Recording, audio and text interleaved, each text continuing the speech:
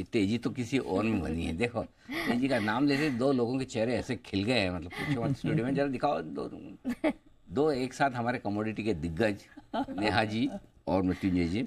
इनके चेहरे इसलिए खुले हुए हैं कि इनके गोल्ड ने रिकॉर्ड हाई बना दिए अंतर्राष्ट्रीय बाजारों में भी, हमारे यहाँ भी। चांदी ने हमारे यहाँ रिकॉर्ड बना दिया, बाहर अभी बनना बाकी है। तो आइए, सोने और चांदी में इतनी चमक क्यों है, इतनी तेजी क्यों है, और क्या अब नए लेवल्स हैं जो इतिहास में दर्ज हो चुके हैं लाइफ टाइम हाई के तौर पर? मृत्युंजय तैयार है पूरी डिटेल से कर। मृत्युंजय बताएं सर, एक बार नया लेवल नोट कर लें। आप तो रोज नोट करते हैं। हाँ। बिल्कुल, मैं तो बहुत इस मामले में बाकी सेंसेक्स निफ्टी के तो याद कर लेता हूँ, ये नोट कर लेता हूँ। बिल्कुल सर।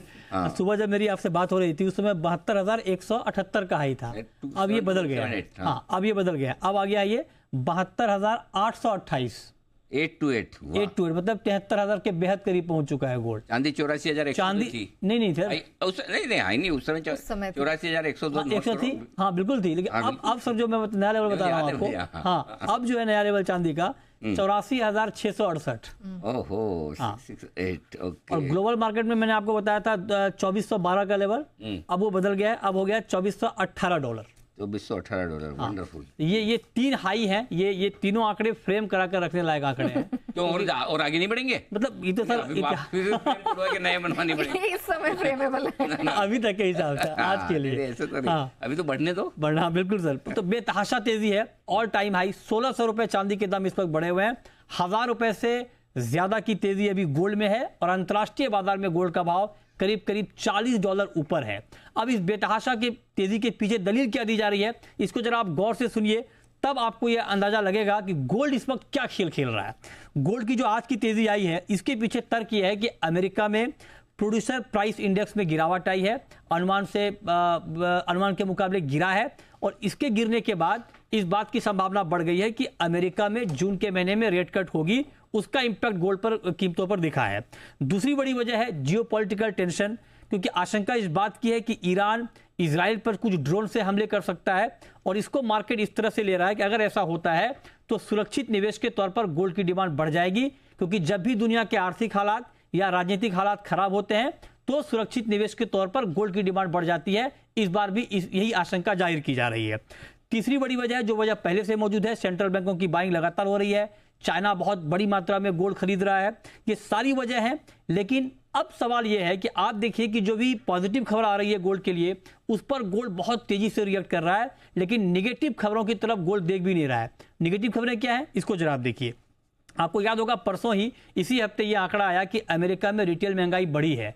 रिटेल महंगाई बढ़ने का मतलब यह हुआ कि महंगाई को लेकर अमेरिका का सेंट्रल बैंक चिंतित होगा और दरों में कटौती को लेकर थोड़ा सोचेगा कि रेट कट करें या ना करें।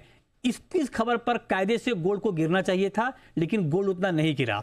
दूसरी बड़ी बात, जब महंगाई के आंकड़े आए उसके बाद डॉलर स्ट्रांग हुआ, बॉन्ड यील्ड स्ट्रांग हुआ, ये सारी खबरें एक साथ गोल्ड के लिए नेगेटिव थी प्राइस के लिहाज से, लेकिन गोल्ड ने इन सारी खबरों को नजरअंदाज कर दिया और गोल्ड पूरी तरह से तेजी के मूड में आ गया है। तो ऐसे में एक्सपर्ट्स ये आशंका जाहिर कर रहे हैं कि कहीं गोल्ड में कुछ गड़बड़ तो नहीं है, कहीं पेपर ट्रेडिंग तो नहीं हो रही है। ये गोल्ड के लिए चिंता वाली बात है सर। तो मतलब 3-4 कारण जो आप बता रहे हैं, एक तो जियोपॉलिटिकल टेंशन है, दूसरा सेंट्रल बैंक की खरीदारी है, और तीसरा ट्रेडिंग में लोग हो गए शॉर्ट।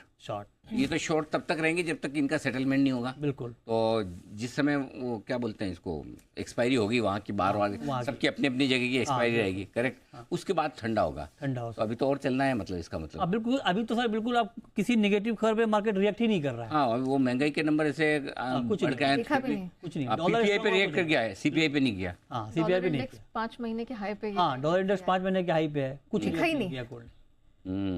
वो मैं गोल्ड में मुझे लग रहा है वो पिछले साल में जो मिड कैप स्मॉल कैप शेयरों की आत्मा घुस गई राइट। तो कुछ भी हो तो मैं गिरूंगा नहीं, पुष्पा टाइप हो गया है, झुकेगा नहीं टाइप। आगे वाला अपन नहीं बोलेंगे, खाली झुकेगा नहीं। तो मतलब हाँ, नहीं फ्लो में कभी निकल जाए तो ऐसा। तो ये हाल है गोल्ड का।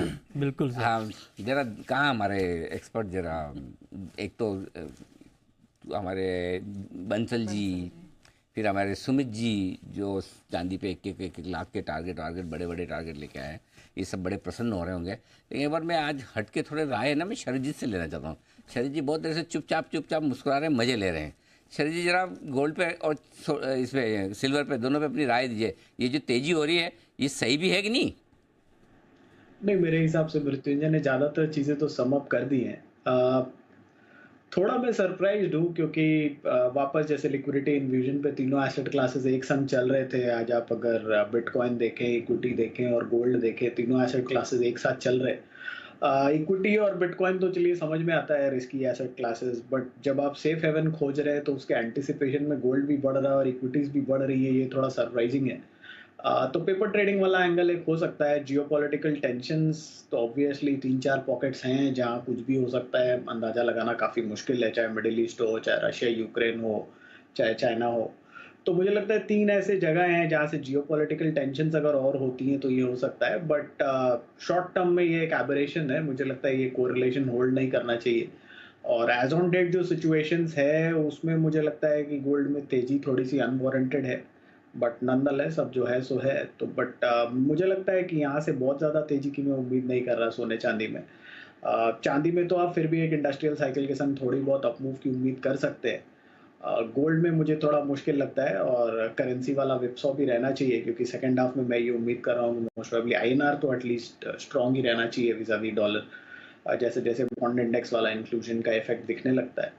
तो मुझे लगता है गोल्ड इन इंडियन रुपीस तो आपको बहुत ज़्यादा फ़ायदा अब यहाँ से करना थोड़ा मुश्किल है। अगर करेंसी साथ में अप्रिशिएट होती है तो वो एक रिवर्स स्विच रहेगा।